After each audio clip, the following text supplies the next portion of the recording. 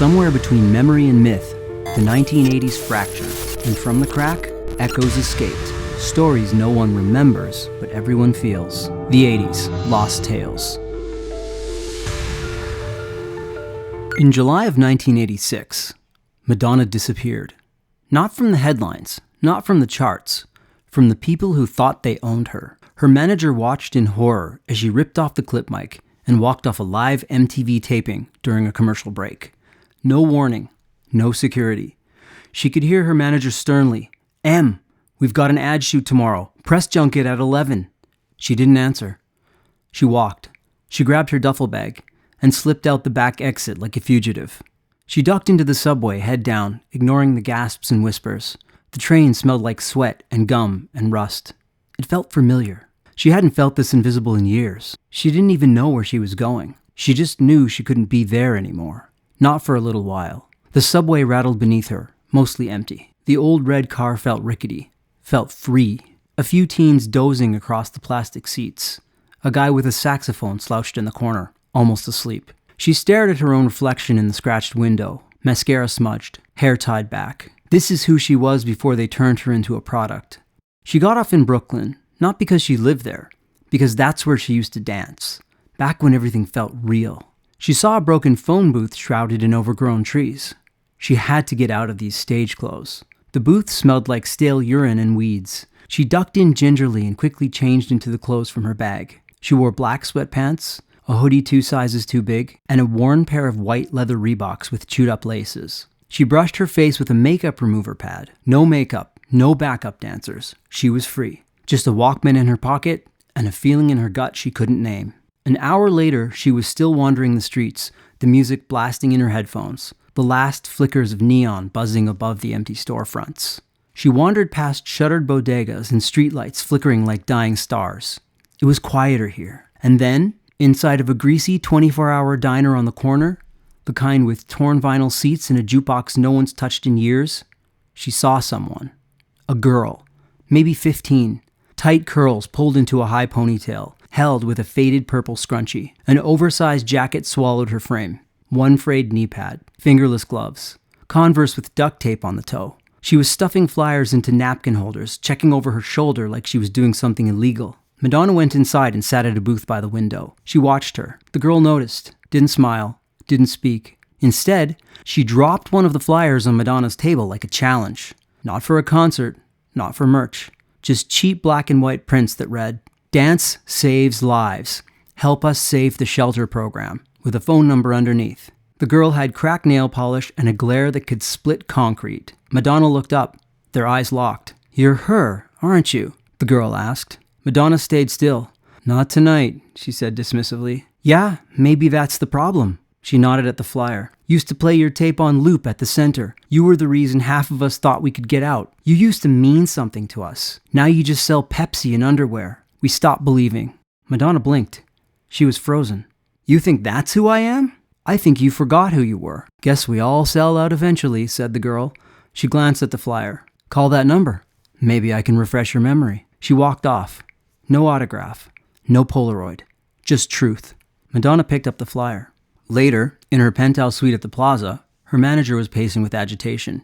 "You missed a $200,000 commercial. Do you know what I had to tell Pepsi? You've got a brand now, M. You don't just get to disappear. You've got press at 10, choreography at noon, photos at 2, and if you miss another endorsement call, you're gonna kiss that Paris fashion deal goodbye."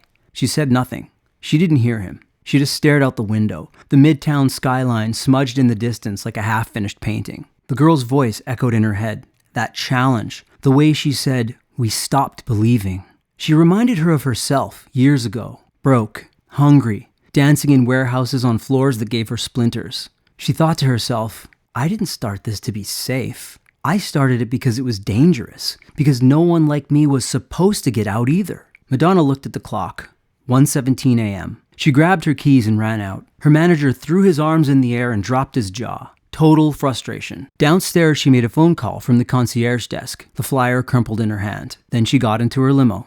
The shelter was a few blocks off Atlantic Avenue, a squat brick building with graffiti-tagged walls and windows no one had cleaned in years. A single fluorescent light flickered above the door. No press, no guards, no fans. It looked like nothing. She pulled her hoodie low, opened the door, entered. No makeup, no entourage, just her. Inside, the studio was lit by an old desk lamp duct taped to a mic stand. The floor warped. The mirrors cracked.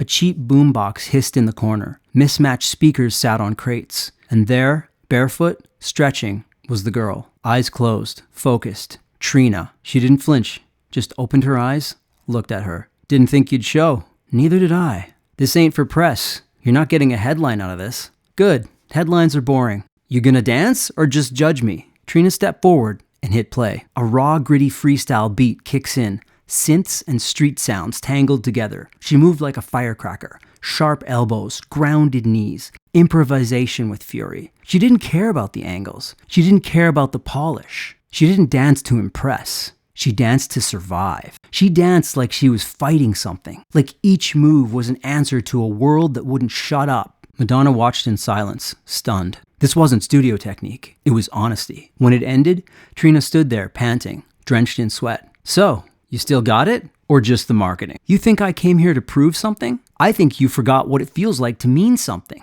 Madonna pulled a battered cassette from her hoodie pocket, placed it on a crate beside the boombox. This got me my first audition in '81. Label hated it, said it wasn't clean enough. I used it anyway. What, do you want me to bow down? Thanks, Queen, for the relic? She paused, hesitant, afraid to admit what she was about to say.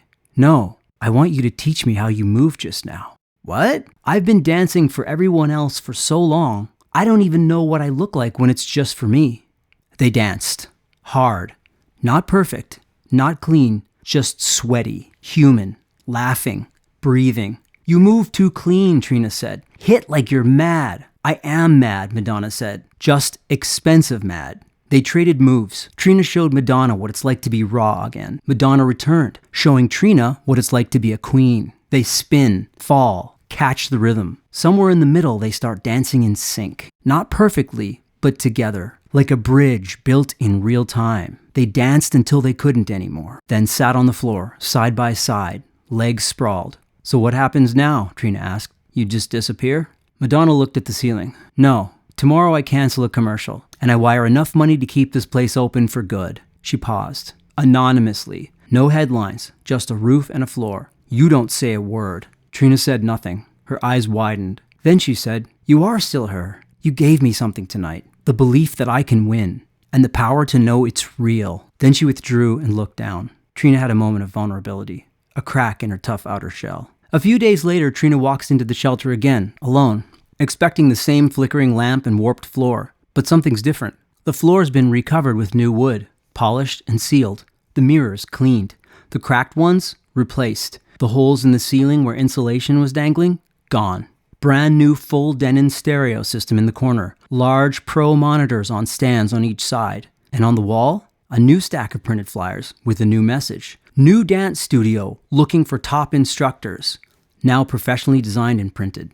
A woman from the shelter approaches and speaks. Somebody left you an envelope. No name. She hands Trina the envelope. It contains a piece of paper and a very large check written to the name Brooklyn Heart Dance Center. Trina unfolds the note. For every girl who thought the world didn't see her, I did. M. Trina goes outside and meets two of her friends on the street. One with a skateboard, the other with a paint-stained jacket. She doesn't say much, just pulls the new flyer from her pocket. You remember that pop star I said was fake? Madonna? Asks her friend. Trina replies, She's not. That night at the studio, the room is full. 12 girls, a few boys. All stretching, adjusting headbands, laughing. Trina plugs in a cassette, the same one Madonna brought. Hits play. The beat drops. Gritty, imperfect, alive. She faces the mirror, eyes glowing. She says to herself, Okay, Em, show me if I'm ready. She spins. The others follow. Trina never told anyone, except her two closest friends. They came. Great teachers came. They danced. They grew. There's still a blurry Polaroid taped to the wall of the Brooklyn Heart Dance Studio. Two girls. You can almost make out their faces. Spinning. Laughing.